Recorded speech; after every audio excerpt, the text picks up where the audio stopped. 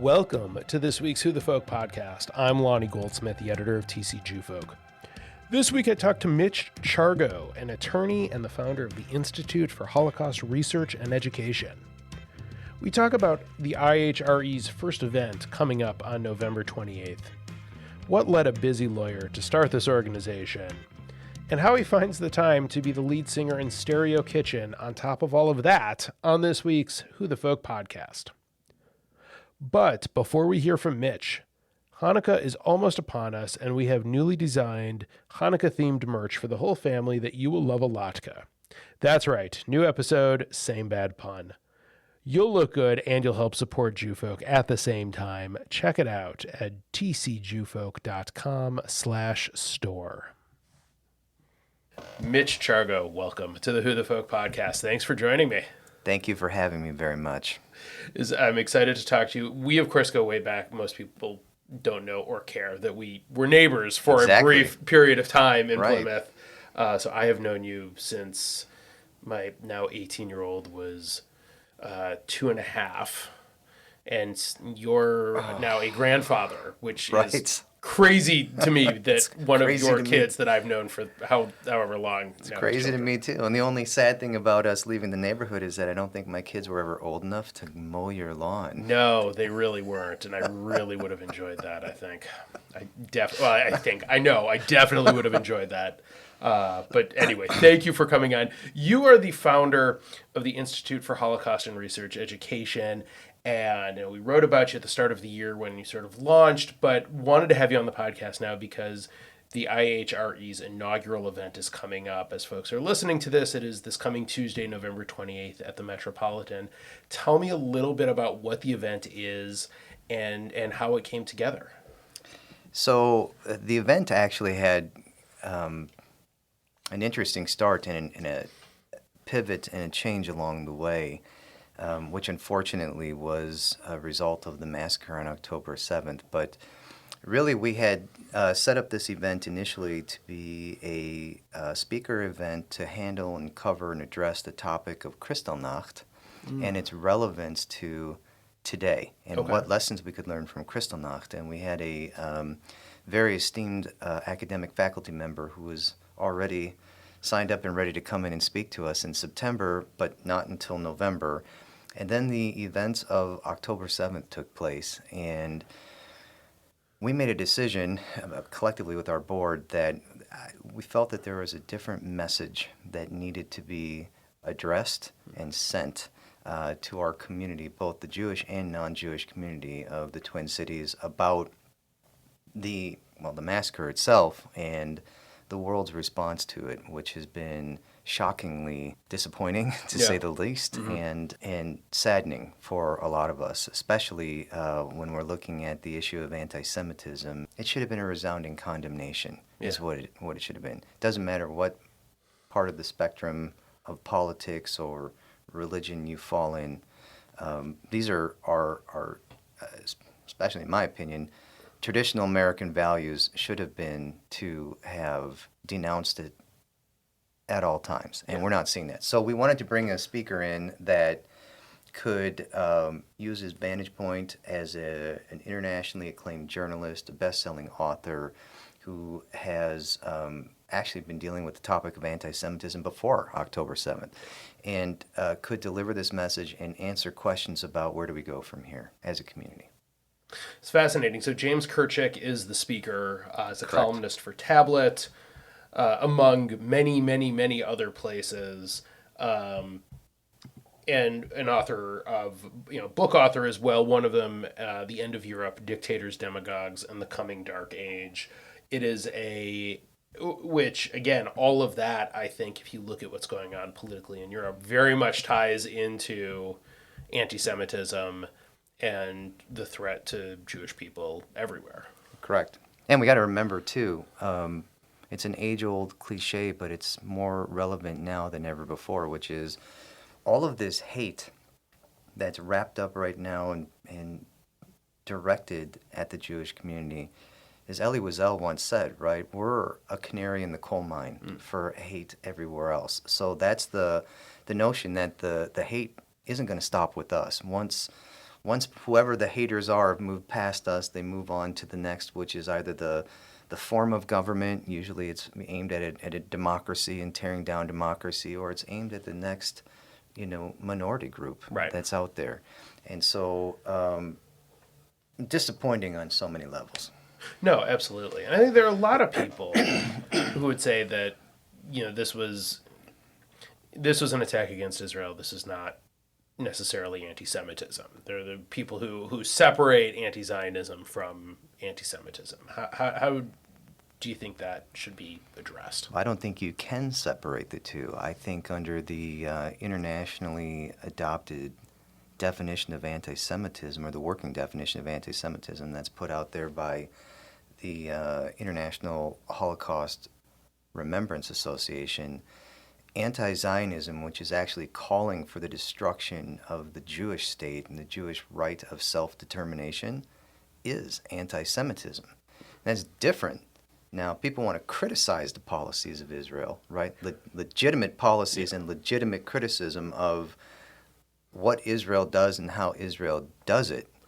Well, we do that all the time in this country, right? We criticize our own government all the time. Correct. But that's very different than anti-Zionism, which is actually trying to strip away the right of the Jewish state and its people's right of self-determination. And when you have that, whether it's cloaked in apartheid, Israel's an apartheid state, or Israel's a colonial state, or it's cloaked in, we don't want to, this is an Israel problem, it's not a Jewish problem. You can't separate the two. And intellectualists will try to do that and parse those hairs all the time, but when it gets right down to it, it's anti-Semitism. Yeah. I think it poses an interesting sort of dilemma maybe for a lot of people of trying to split the hair splitting that takes place, the justifications that take place. I think you see it, online and in conversations, and you watch the news and people talking about it. It's a really challenging thing to watch, and often uncomfortable to watch people try to do that. And look, there are plenty of reasons to criticize, really, basically any government around the world. Right. I mean, and Israel is no different. And we saw. I saw it firsthand when I was in Israel in the spring, and I think we, friends took part in it. I have family who took part in the protests, the weekly protests that were going on. There's plenty to protest from a governmental policy standpoint. There are plenty of things to protest against. I agree. But the word that I want to pick on that you said, I'm not picking on you. No, that's okay. You said you heard these justifications, and to me, and I'm sure you're on the same page with this, there can be no justification for what happened on October 7th. No. And when we watch what's, the response to that attack, which, really, you look at the schools, the universities, which have in so many ways become incubators of radicalism, that you really, the moral person has to question, how can one even make the justification for the brutality and savagery of what happened? You can't. Right. This is my opinion. No, I think that's probably accurate, though. So backing up away from this event, and we will have links to the event. It is almost sold out, but we will have links to get more information in the show notes for the podcast here. But I want to go back to sort of the start of the IHRE. What was it that led you to create this organization, and why now? You're an attorney. You're incredibly busy. Like, you have time to start a nonprofit like this. But what was it that you decided, forget it, it's that important that I've got to do this now? That's a great question. There are two components to that answer. The first one is I just desperately and profoundly wanted to make the world a better place, right? And I as a lawyer, oftentimes I don't feel like I do. I feel like I have important work that I take care of clients for, but I'm not necessarily in a practitioner space where I feel like I'm making the world a better place. So back in 2019, when I actually formulated the idea to come up with this concept, it's been a long evolving process to try to refine and build a model and make sure that I built the best model that I could. Right. Back in 2019, when I came up with this idea, it was really about frustration with this feeling that there's so much Jew hatred, so much anti-Semitism out there, and that we are essentially outmatched and outgunned by a much larger propaganda machine than we can counter. Yeah. And, the ADL does really good work. The JCRC here in Steve Hunnings, they're awesome. They do great work. But I felt that there was space and room for an independent and grassroots organization that could target a demographic that I felt at the time and still feel now is in desperate need of information, truthful and fact-based information about anti-Semitism and about the Holocaust. So when I took that frustration and combined it with really the desire to want to make a difference, I actually decided to do something about it. And so we worked on this model for a couple years, and we weren't in a place to want to launch it until I felt the model was right. Mm-hmm. And so I think that's when we connected earlier this year. Yeah. We were ready to kind of soft launch it, and then we hard launched it in April, really with this goal of providing information or amplifying knowledge to millennials and Gen Z about anti-Semitism and the Holocaust so that they could recognize its symptoms and be inspired to go out there and counter not just anti-Semitism, but hatred and discrimination in all of their forms. And that's why I did it. And I think we probably talked about this back in January, but there's so many surveys and studies out there that show that the demographics that you're targeting are so unknowledgeable Correct. About the Holocaust, whether they don't believe it or whatever it is. The studies are there that show that there is a deficiency in what people know about the Holocaust in general. Right. And I'll tell you what, the interesting component that I get sometimes from people in our generation is, the Holocaust is like happened 85 years ago, and can we just move on? And it doesn't resonate with me anymore, but fighting anti-Semitism does. And I would constantly have to reframe this discussion with colleagues and contemporaries of mine to say, well, let's talk about anti-Semitism and the Holocaust. You really can't separate the two, right? And you wouldn't have had the Holocaust without a severe form of anti-Semitism. Right. And you certainly have to understand the Holocaust and its history to understand what just happened on October 7th. Because if most people don't understand that there was a very direct connection between the Nazi Party and the original Palestinian national movement, and the Grand Mufti of Jerusalem, who spent a lot of time in Berlin, and there was a large propaganda machine that took place in the late 30s and the early 1940s. So there's these connections that we all have to understand about the Holocaust and the lessons that come from it. If anything, the need for that now more than ever was reflected and gleaned from October 7th. So how do you have the time and the bandwidth to juggle this work? Fortunately, you mentioned you have a board as being a nonprofit. You have a board helping, but as the founder, how do you juggle this with your law practice that you're also doing very full time? Not so well all the time. That is a great question, and I'll start from the premise that I'm very tired. Okay. Right now, and I don't mean today, just in general. There are sometimes I'm putting 80, 90, 100-hour weeks in. I have, responsibilities to clients. I'm in a very fast-paced, chaotic, new niche area of the law, which is cannabis. And I just have a background in a niche area of experience that in that field. And so with the legalization of adult recreational use. There's, because you can imagine, there's a lot of action, and excitement, Yes. and nervousness, and worry, and I'm so dealing with all of that.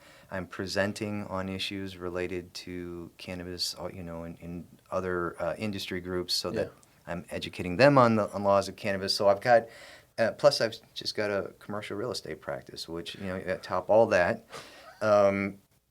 I'm in a firm. I've got, Hinshaw Culbertson. I've got, partners who are very supportive of this nonprofit and its efforts and its mission and its vision. Many of whom from our Minneapolis office are going to be at this event nice. On the 28th. So I get a lot of support from them. But, inherently I'm a self-doer, right? So I've got a very engaged board. I have a young professionals thought leadership panel of, 6 super talented young professionals, members of the target audience that are, Jewish and non-Jewish men and women who have varied careers and family stories. They help navigate. And then we've just added a academic faculty advisory panel where I have 3 Holocaust studies and anti-Semitism studies giants from an academic standpoint that awesome. have joined to help. So 2024 and its outlook is going to be very exciting because now I finally have these amazing scholars that are going to help plan content and calendared events. So, I've learned I can't do all this by myself. But as this organization is exploding in growth, people are offering to help, and I'm just taking their help. Which is the wise move, because Yes. these are the, especially this, you can work with professors who are subject matter experts. Yes. Like, you clearly, you've studied, you read up, but like not to the depth of knowledge that the academic folks you're bringing in are going to have. I'm a graduate student in a Holocaust Studies program, so I have a level of knowledge, but Oh wait, you're doing that on top of I'm everything? doing, yes, I should have mentioned I'm doing that. I'm doing that on top of all of this. But that to me is a labor of love. That's a passion where the reading and the learning and the engaging. And by the way, going back to school in this generation, that's a whole different topic for another time. But going back to, it's trying to watch, grandpa and dad figure out how to use Canva or the whiteboard, Oh, or yeah, the yeah. chalkboard, whatever it is we had to use for digital Is it Blackboard? engagement. Is that Blackboard, that's it. Yes. Like, I had to ask all of my kids for help on how to do that when I would log in, right? So I have all that on top of it. But what these academic experts offer is this is their full-time engagement, right? So we've got, one of them has published 19 books on the Holocaust and anti-Semitism. And, of course I'm not there. In my lifetime, I should be fortunate to get one out the door. So I have the benefit of all this experience, and they're in love with our mission. So that makes it even better. That's fantastic. That's a huge add to the Yes. to your the people you have to work with. Yes. You're, incredibly lucky to be able to call on folks like that. Yes, I am.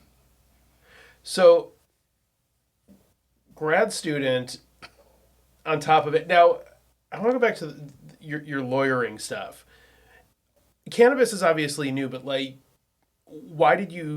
how did you come to that as something that you wanted to sort of specialize in a way, or at least have that sort of knowledge? Where did the connection come from for you? Well, I actually had a client who was a banker that back in late 2019, about the same time I was coming up with this model, said he was leaving his financial institution and going to work in-house as a director of finance for one of the 2 state-registered medical cannabis manufacturers.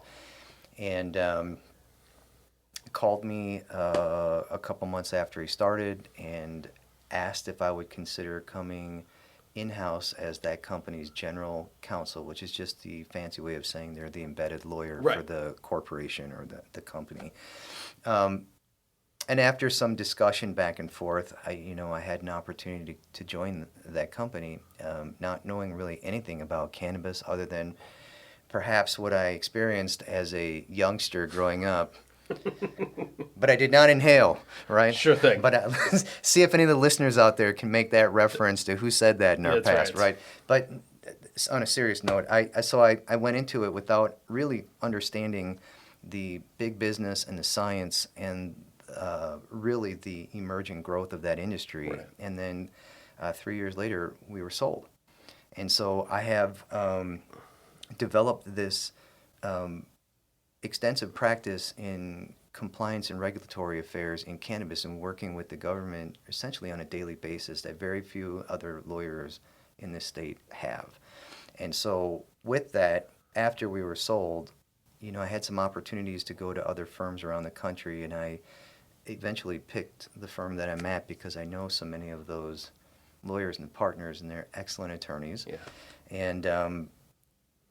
And then the cannabis practice became a natural when the bill passed in May. Right. And I had been tracking it since it started in January earlier this year. And as soon as it passed, the phone calls started coming, and the people who knew where I was and what I'm doing now said, I'm going to consider starting. And there's a whole separate business of the low potency, cannabis market that's out there now where these businesses need help too. Sure. So it just exploded from there. Right. It's emerging, and you've got the but the situation where it's, legalized here. It's not yet federally, and Right. it's not yet in every state. And how does that work? I know the banking issue, and I think there's been stories out of Colorado and California where it's been legalized for quite some time, where you have a lot of cash sitting around. You can't deposit it.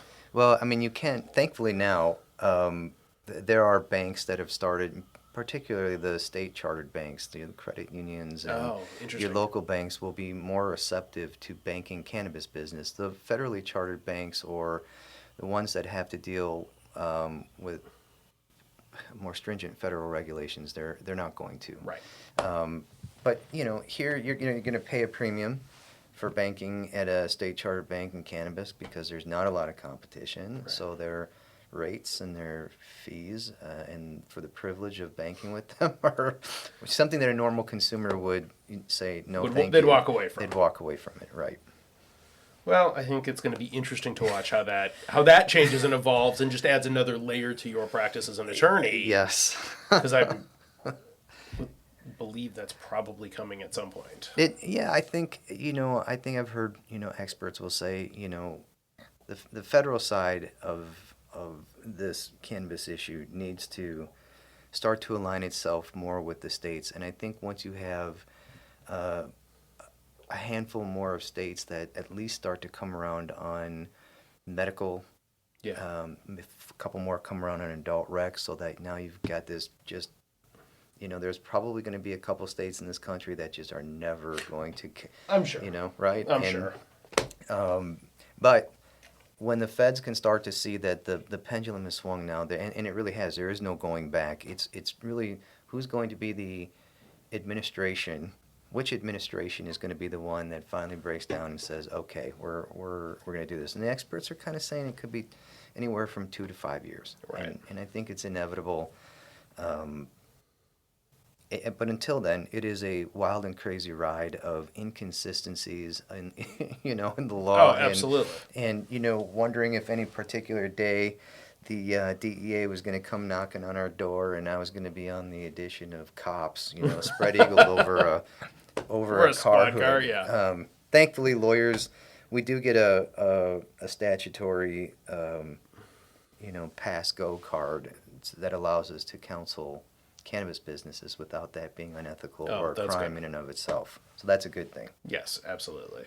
So in addition to all of this, we had talked for Who the Folk pre-podcast days when it was an article, did a very fun night with Stereo Kitchen, your band, at a rehearsal one time in Hopkins. It was a long time ago, but you're the lead singer of the band Stereo Yes. Kitchen. How do How do you find time for any of this, let alone all of this? Because like any one of these things would be a full-time job. Yeah, the great thing about Stereo Kitchen is that we've been together as a group in this band now for quite some time, and some really awesome relationships have developed out of it. So there's this ability to lean on people in the band to handle aspects of it that you don't have time for. People have all undertaken different parts of the band's operation. Steve Mintz, is essentially our musical director, right? So he's crazy talented. He helps pick out parts for the song. Betsy Weiner does our website and updates that all the time. And we've got, a bass player, Steve Condra, who deals with all of the technical equipment issues. So everybody's kind of taken on a little bit of a role, and it spreads it out. In years past, that wasn't the case, but now we've been together long enough where we have this love and trust for each other, and we're just having fun. There were times when it would be a slog in years past, and now, since COVID has gone, the pandemic piece of it. Yes. And places have opened up to play, I think we're having more fun now than we've ever had before, and our crowds are larger. We played at Bunkers in January, and there was 700 people crammed into that bar over the night, right? So that place can't fit that. It doesn't. And I know there was at one point in time where the owner came out and said, he saw a fire truck pull up in front, and he's like, I'm worried that they're gonna shut you down. Shut us down. And it hasn't been like that every night. Right. We play there, but we're averaging between 400, 500, 600 people a time we play at Bunk. We just played there, and it was almost 515 people there. So it's really inspiring. It's a ton of fun. We played the James J. Hill Day, and we had, I think it was over 2,000 people out there. So it's fun. It's not a lot of work. We practice our band camp night is like Monday nights. Yeah. And we do it, every other Monday because everybody's got their stuff down. Right. So, and it's like, what Mintz calls it, and our drummer Brett call it their bowling nights. So well, and it's a very, at least when I was out there, and still it's very, not everyone is Jewish, but it is a pretty Jewish band. Yeah, it's you, Steve, Brett. And Betsy. And we Jeff have Victor when he was in it, and we have a guest coming back to play with us in March, Mike Waldman. We're very excited to have him come back because he is supremely talented. My first cousin, Mike Yes. Waldman. Yes, it'll be fun to see him come back out to play with you guys. Yes. That's very awesome. Yes, it'll be exciting. That'll be great. No, he's a terrific bass player. Yes, I'm incredibly biased, but also he's a terrific bass player. Well, it's great it's great to have all these things going on, and it's a fun cover band, right? It's all of the hits that you know and love. Yep. You guys play basically. Right. And it's actually, great. what's funny is the last 3 times we played at Bunkers, where you have just an outstanding number of millennials and Gen Z that show. Oh, that's awesome. Right, because they live in Northeast Loop. They come down, they line up, they come in, and I tell them all the time that their moms and their dads raised them right because they know all the words to our music, right? I think I used to drive the kids around and make them listen to rock and roll when they were younger, and I said, this is music, right? It was great until my kids could sit in the front seat and start thinking they could play DJ. They still do. I'm having I know this is unsolicited. Please. But, there are, I guess one of the themes or threads that I get through my mindset are the concept of bringing people together, right? When we want to make the world a better place, there are a lot of different ways to do that, right? We started this band, and we always felt that music is a great uniter of people, right? You may not like every song, you may not like that particular band they're covering or whatever, but in general, when you get people into a room and you play music, it brings people together.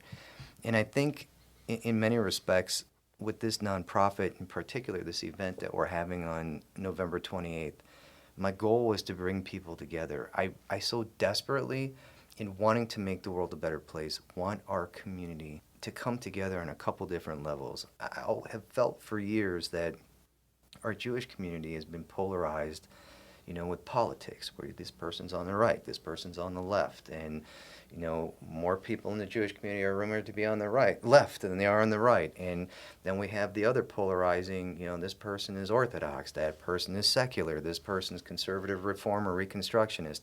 And I constantly feel like the labels that are thrown around and given to people divide us, they don't unite us. And what I want desperately on one level is to do whatever I can to bring us together as a community, as a Jewish community. But on a second level, what I'm trying to accomplish with this event and the educating and pumping out information is to bring us together as a community, Jewish and non-Jewish. Like, we're humans. Yeah. And there's a morality to life, and there's a sanctity to life. And I don't care who you are, what spectrum of politics you're on, or what religion or faith you have or don't have.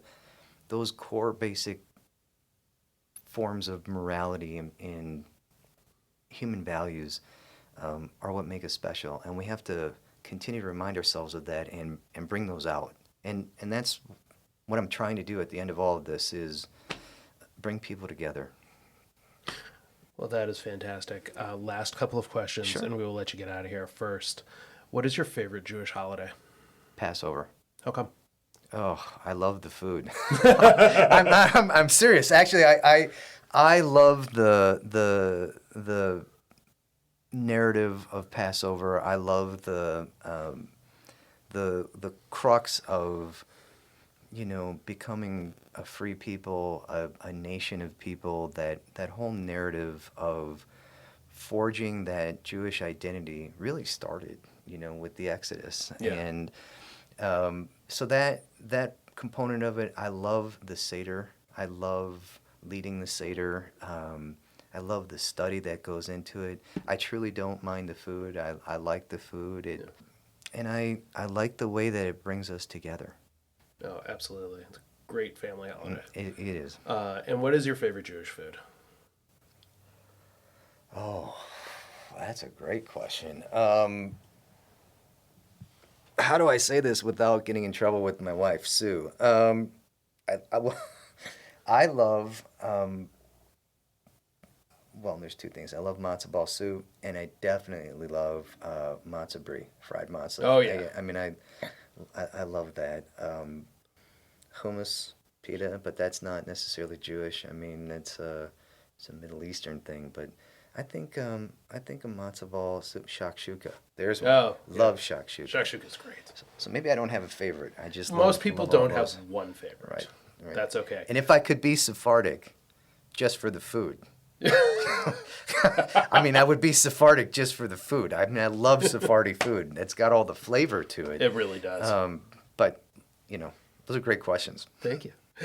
Mitch Chargo, founder of the Institute for Holocaust Research and Education. We will have a link for this upcoming event on the 28th in the show notes and on the site. But thank you for joining me, and best of luck with this first event and the very exciting future you have with the IHRE. Thank you, and thank you for having me. It's great to see you. You too. The Who the Folk podcast is a part of the Jew Folk Podcast Network and a product of Jew Folk Inc. Please subscribe, rate, and review wherever you get your podcasts. If you have suggestions for other podcast guests, please email them to me at editor@tcjewfolk.com. For our other shows, check out tcjewfolk.com/podcast.